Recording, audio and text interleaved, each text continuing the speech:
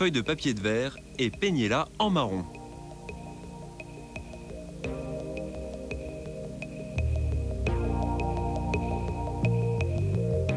Les anciens peignaient souvent avec des peintures à base de terre et c'est cet effet que l'on recherche. Vous laissez sécher la peinture et avec un crayon, vous faites votre dessin. À l'époque, on représentait souvent des scènes de vie quotidienne, des dessins très simples, alors faites beaucoup de lignes droites.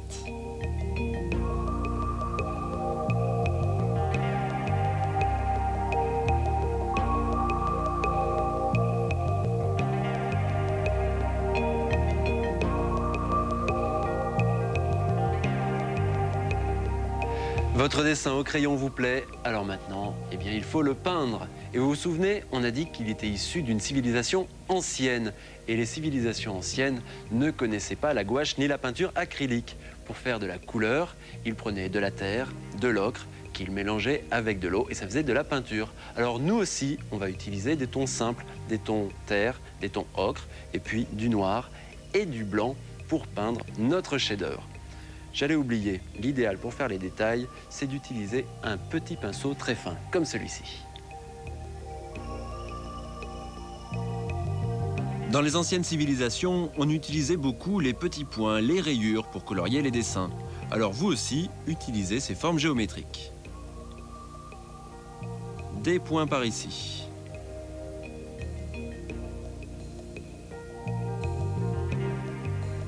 Des rayures et une fois que la peinture est sèche, vous faites le tour du dessin avec de la peinture blanche. Et voici une œuvre sur papier de verre qu'on croirait tout droit issue d'une civilisation ancienne. Vous savez que les peuples primitifs adoraient dessiner les scènes de la vie quotidienne. Alors là, c'est une scène de danse.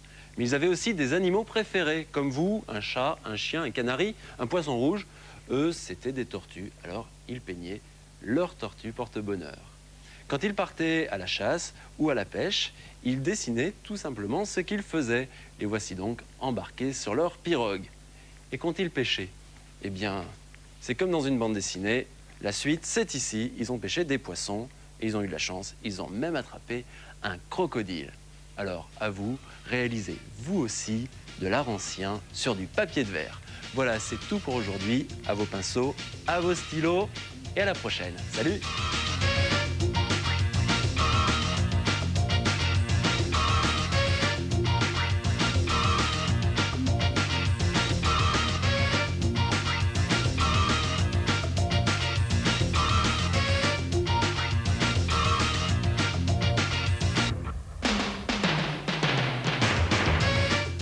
Bonjour, bienvenue dans Art Attack, la grande émission artistique. On n'a vraiment pas besoin d'être un génie pour réaliser de grandes œuvres, alors à l'attaque de l'art.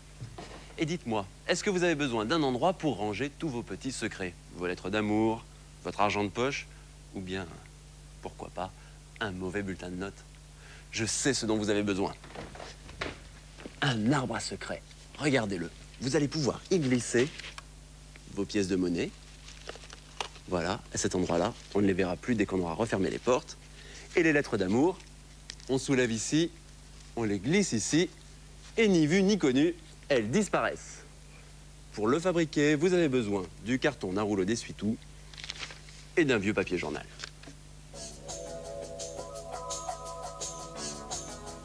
Découpez un carré de carton d'environ 30 cm sur 30 cm. Prenez le carton d'un rouleau d'essuie-tout et fixez-le au milieu avec du ruban adhésif. Prenez 2 pages d'un journal, fermez-les et roulez-les.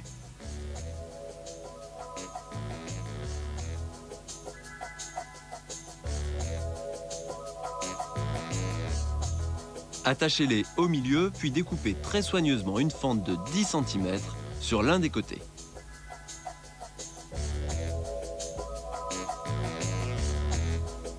Séparez le papier en forme de fourche et attachez ces morceaux.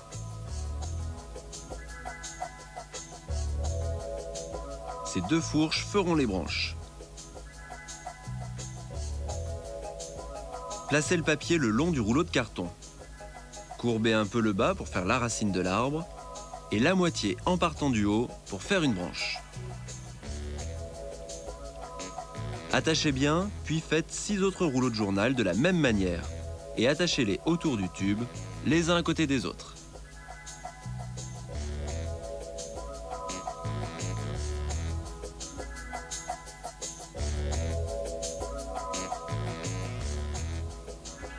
Tout est bien attaché, voici donc ce que vous devriez obtenir.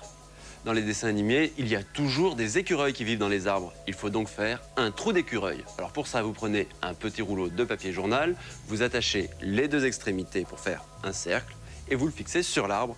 Et voici notre trou d'écureuil. Pour l'étape suivante, il faut maintenant beaucoup de papier toilette ou de mouchoirs. Commencez par mélanger de la colle vinylique blanche moitié-moitié avec de l'eau et appliquez-la sur toute la surface de l'arbre.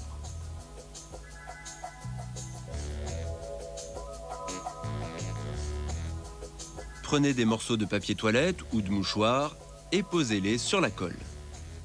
Servez-vous d'un pinceau pour bien les mettre en place et faire pénétrer le papier dans tous les endroits un peu difficiles d'accès.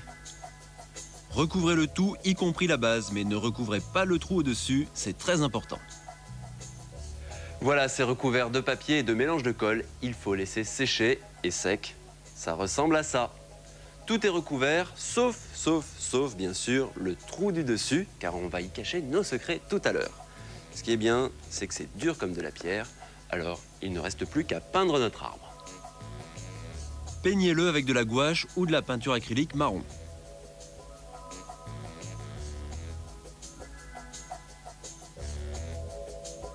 Si vous voulez, vous pouvez ajouter différents tons de marron. L'idéal, c'est de peindre de manière irrégulière pour que ça ressemble vraiment à l'écorce d'un arbre. Et pour la base, prenez du vert.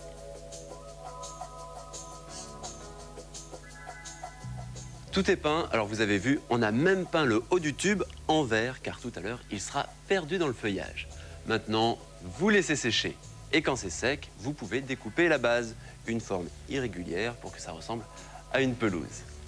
Il faut maintenant construire la cabane à secret sur l'arbre. Et pour ça, vous avez besoin d'une petite boîte, une boîte de gâteau, une boîte de biscuits. Celle-ci a une taille parfaite. Découpez la boîte pour qu'elle fasse environ 10 cm. Coupez-la un peu plus que nécessaire, mais pas trop non plus. Il faut que ça tienne dans l'arbre. Découpez chacun des côtés. Pliez les côtés vers l'arrière, puis découpez 2 volets opposés. Ça laissera 2 volets pour les portes de votre cabane. Peignez la boîte pour lui donner les couleurs du bois avec de la gouache ou de la peinture acrylique marron. Une fois sec, vous pouvez ajouter des détails avec un feutre. Faites des lignes arrondies pour que ça donne l'effet du bois. Et des lignes droites pour que ça ressemble à des planches. Quand vous avez travaillé le bois, vous pouvez même rajouter des petits détails. L'idéal, c'est de faire des clous. Comme ceci, sur le côté, là, avec un feutre argenté. Au bout de chaque planche, vous rajoutez un petit point argenté. Et ça fait des clous. Et maintenant, pour finir l'ensemble, il faut du papier crépon ou des mouchoirs verts et de la colle. Beaucoup de colle. Placez la cabane de manière à ce qu'elle tienne sur 2 branches. Et vous allez la coller. Utilisez une colle bien forte pour la fixer.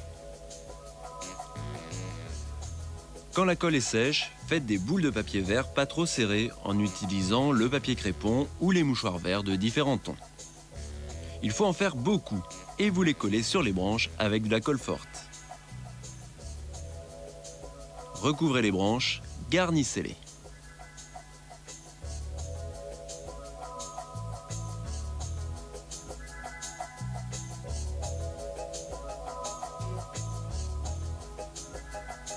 Tout est fait, la colle est sèche, alors voici le résultat. On peut y mettre nos objets, notre argent de poche, on va le cacher dans la cabane. Une fois qu'on aura refermé les portes, tout le monde pensera que c'est simplement un objet décoratif. On a gardé le trou au-dessus pour y glisser les messages codés, les lettres d'amour, les bulletins, tous les messages qu'on veut cacher. L'astuce maintenant, c'est de rajouter une boule de papier écrasé, de papier froissé vert, un mouchoir tout simplement, qu'on pose dessus. Et l'entrée de l'arbre à secret est cachée. Personne ne saura jamais ce qu'il y a à l'intérieur. Alors vous aussi, à vous de jouer, réaliser un arbre à secret.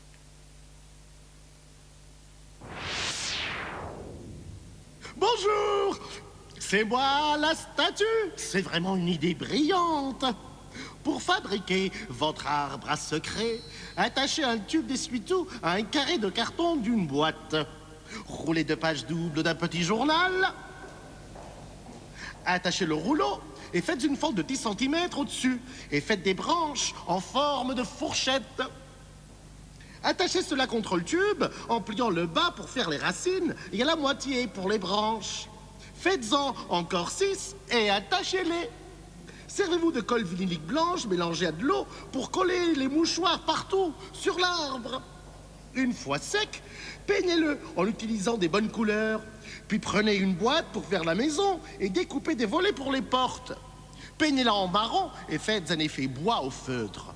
Puis attachez-la dans l'arbre. Pour finir, collez du papier vert écrasé pour le feuillage de votre arbre à secret. Maintenant, vous êtes prêts à planquer vos secrets.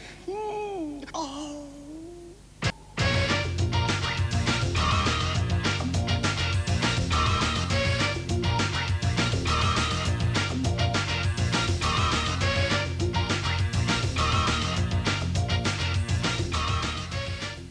Vous avez déjà remarqué que quand on regarde au loin, les choses les plus éloignées ont l'air pâles, floues, imprécises, alors que les choses qui sont proches de nous, au contraire, sont très nettes. Eh bien, j'ai découvert un moyen plutôt simple de rendre cet effet dans vos dessins. Prenez une feuille de papier blanc et avec un feutre noir, dessinez l'arrière-plan de la scène. Vous pouvez dessiner ce que vous voulez.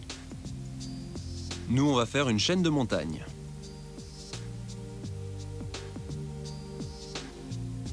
Et ici, la cime d'un arbre.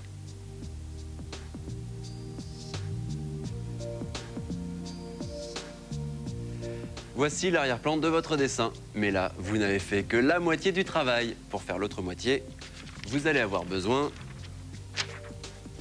de papier calque. Quand le feutre est sec, placez le papier calque sur le dessin et regardez ce qui se passe. Ça devient tout voilé et distant. Alors maintenant, on va dessiner le premier plan en silhouette. Vous rajoutez des détails. Un mur, des arbres par exemple.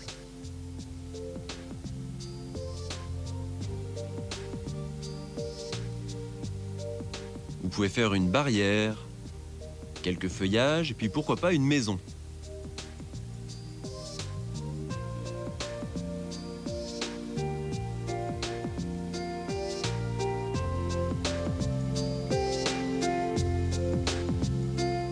Et pour finir, un chemin qui mène à la barrière. Maintenant, le premier plan semble proche et le papier calque donne l'impression que l'arrière-plan s'est éloigné. Mettez un point de colle aux 4 coins de la feuille blanche et collez le papier calque.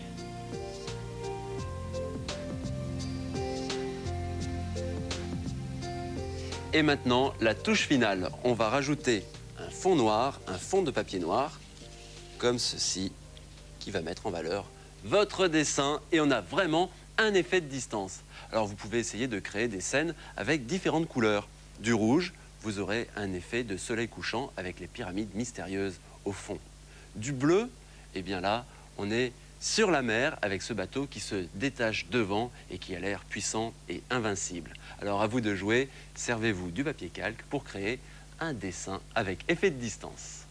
Oh, quel beau dessin en plusieurs couches! Dessinez l'arrière-plan sur du papier, puis le premier plan sur du papier calque. Collez les deux ensemble et vous obtenez de l'art atmosphérique où l'on voit les choses voilées dans la distance. Et vous voulez voir le mien? Oh, c'est brume, non? Oh, oh.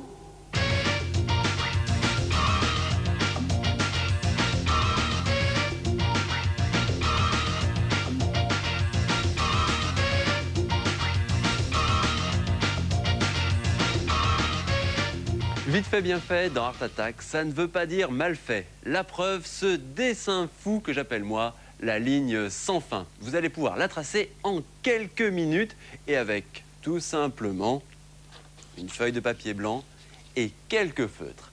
Attention, voici la recette express.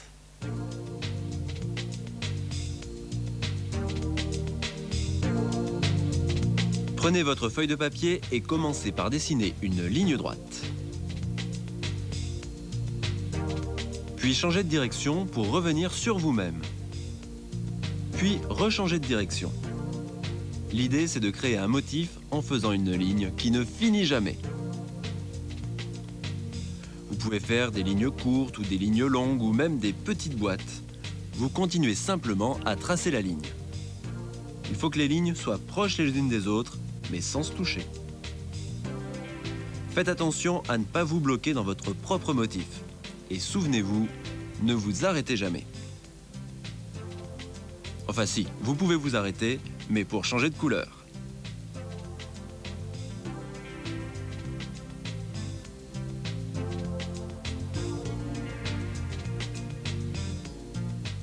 Vous pouvez même faire tourner le motif sur lui-même, puis arrêter et changer de couleur. Et on continue comme ça. Quand votre feuille est entièrement remplie, ce qui ne devrait pas vous prendre plus d'1 ou 2 minutes, vous obtenez votre ligne sans fin qui donne notre motif fou sans fin et l'effet est plutôt sympa. Alors vous pouvez faire une ligne droite comme ici, mais vous pouvez innover en faisant, tiens bah, une ligne arrondie. Allons-y. Dessinez une ligne arrondie, puis vous changez de direction pour revenir sur vous-même. Et vous allez construire comme ceci votre motif.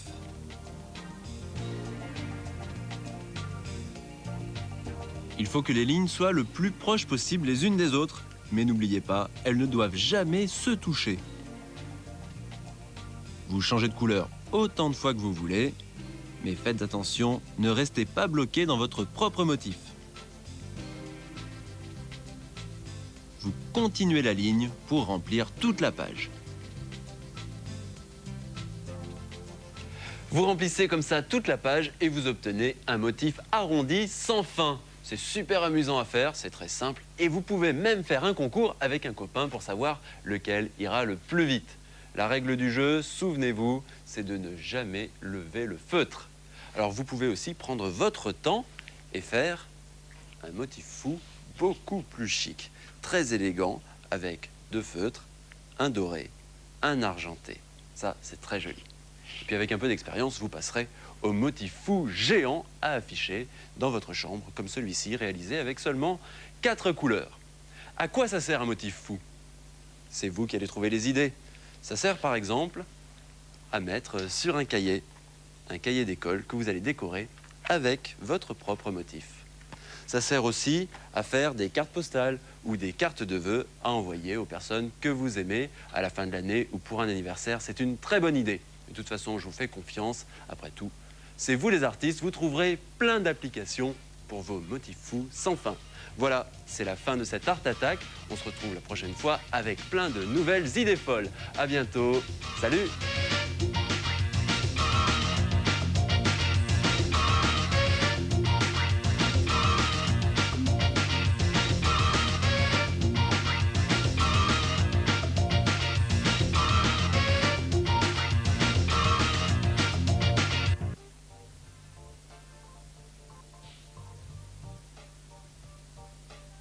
Pour être plus réaliste, vous faites des petites veines dessus.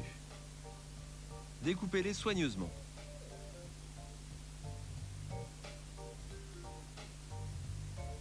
Prenez une paille coudée et coupez en deux la grande section après le coude. Attachez cette pâte sous l'insecte avec plein de rubans adhésifs pour que ça tienne bien en place. Prenez le bout de la paille et pliez la pâte un petit peu sur elle-même pour faire un petit pied. Pour ça, on n'a pas besoin de s'appliquer. Enroulez simplement le ruban adhésif autour pour créer la forme et faites autant de pâte que vous voulez.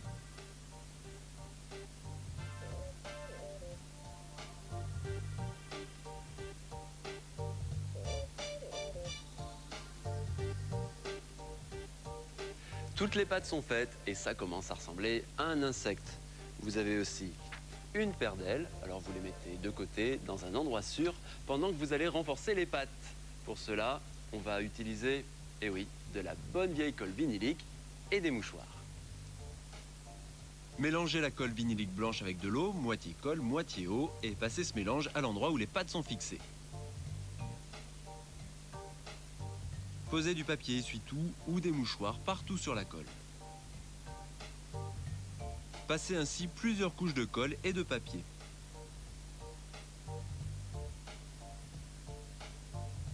Il faut ensuite renforcer toutes les pattes avec le même procédé en insistant bien au niveau des articulations. Les articulations ont été renforcées. Maintenant, vous laissez sécher et l'insecte devrait être bien dur, prêt à être peint. Pour cela, il vaut mieux utiliser de la peinture acrylique et, si possible, des couleurs vives. Vous voulez faire une abeille, alors commencez par un jaune vif pour la couleur de base. Vous peignez tout, sauf les pattes, les yeux et les ailes. Puis passez aux bandes noires de l'abeille.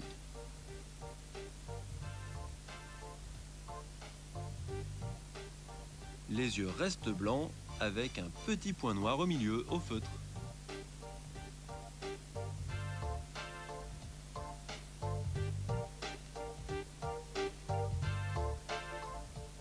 Quand c'est peint, vous rajoutez les ailes et voici l'abeille, une abeille fabuleuse auquel on a rajouté juste un fil de nylon, on l'a accroché au plafond et voici une abeille prête à voler.